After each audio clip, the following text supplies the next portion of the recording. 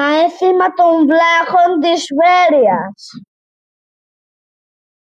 Βλάχων ηρωίδων, η παλιά Κόδρου. Ένα στενό σοκάκι στη βλάχικη γειτονιά, κοντά στο 17ο νηπιαγωγείο, το νηπιαγωγείο μας. Παραμονή Χριστουγέννων αντικούσε από τις παιδικές φωνές που έψαλαν τα κόλληντα και φεγγοβολούσε από τα αστέρια που με κόπο μέρες τα παιδιά ετοίμαζαν. Κολλητή μελίτη, δελάνε του κλάδου, συμπουράτσι Παύλου, κασαφρέ Χριστόλου, του Παχνία Βόρων, τη φρίγα Ροβέιρο. Τα παιδιά δίνανε ξυλοκέρατα, τραγάλια, ταφίδες, σίκα και ψωμάκι. Τα σπίτια των κτηνοτρόφων σκορπούσαν στο πάτωμα στραγάλια και τα παιδιά της οικογένειας τα μάζευαν με το σώμα για να έχουν βοσκή τα πρόβατα όλο το χρόνο. Το βράδυ της παραμονής, τα βλάχικα σπίτια έβαζαν στο τζάκι ένα μεγάλο κούτουρο κολεντάρλου για να ζεσταίνει το νεογέννητο Χριστό.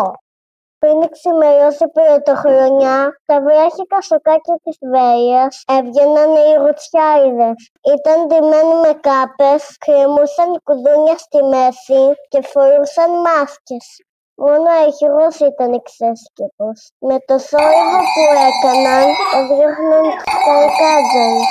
Οι ρουτσιάριδες πηγαίναν σε μπουρούκια στα σπίτια των συγγενών και ψήναν τα κάλαντα. Τα παιδάκια προσπαθούσαν να αναγνωρίζουν κάτω από τις χειροποίητες μάσκες κάποιο συγγενικό πρόσωπο. Ο πατέρας τοποθετούσε νομίσματα πάνω στα γύμνα σπαθιά των λιγουτσιάριδων.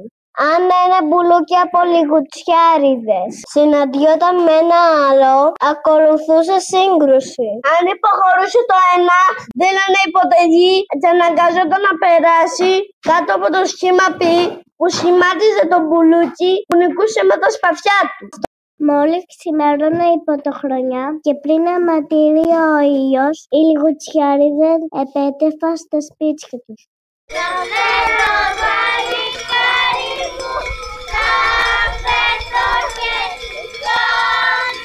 Την ίδια ώρα, ο πιο ηλικιωμένος του σπιτιού, ο Φέντι Μάρι, πήγαινε στη βρύση της αυλής και την άλυφε με βούτυρο, κάνοντας 3 φορές το σχήμα του σταυρού.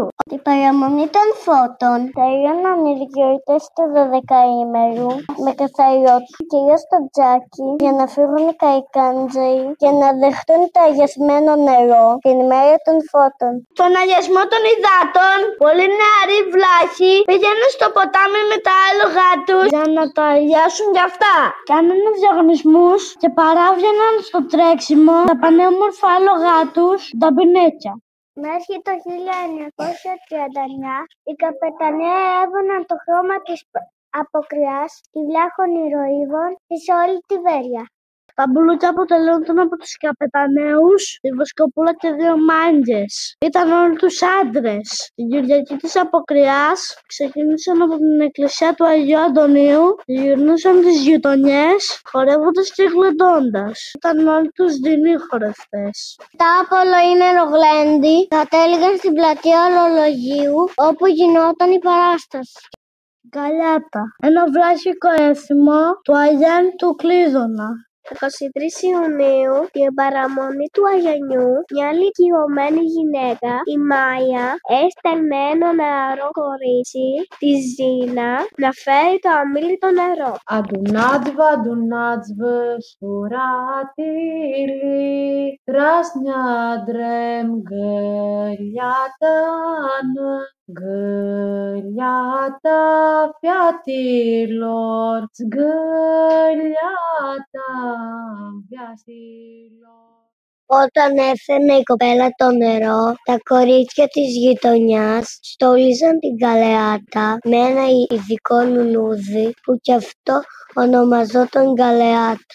Οι κοπέλες, ενώ τραγουδούσαν, έριχναν στην γκαλεάτα η κάθε μια ένα θυμικό, το ριζικάρι, γιατί από αυτό θα βγαινε το ριζικό της κάθε μιας κοπέλας. Η στολισμένη γκαλιάτα τη νύχτα έμενε κάτω από κάποιο δέντρο για να τη δουν τα αστέρια και να έρθουν οι μοίρες με την ευλογή σου.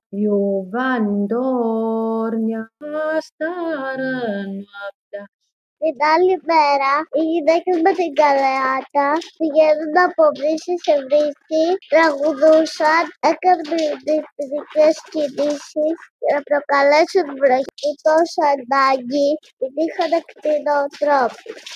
Γέμισε αδερφή, άδειασε αδερφέ, να δώσουμε νερό στην αγαπημένη, να δώσουμε νερό στη σκασμένη από τη ζέστη γη. Στη συνέχεια άφηναν την γκαλιάτα στη μέση της πλατείας και έστειναν χώρο γύρω από αυτή.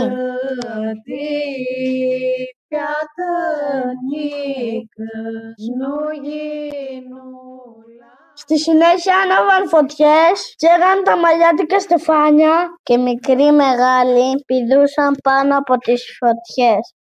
Οι γυναίκες ξεστόλιζαν την γκαλιάτα με το ίδιο εθιμοτυπικό. Κάθε κοπέλα έπαιρνε το ειδικάι μέσα από την γκαλιάτα και το βράδυ το έβαζε κάτω από το μαξιλάρι της για να δει στον ήλιο της το παλικάρι που θα παντρευόταν. Μη σου κακοφανεί, αδερφή γκαλιάτα, που δεν σε πήγαμε σε πολλές βρύσες, γιατί του χρόνου του καλοκαίρι, αν είμαστε καλά, θα σε πάμε σε πιο πολλές.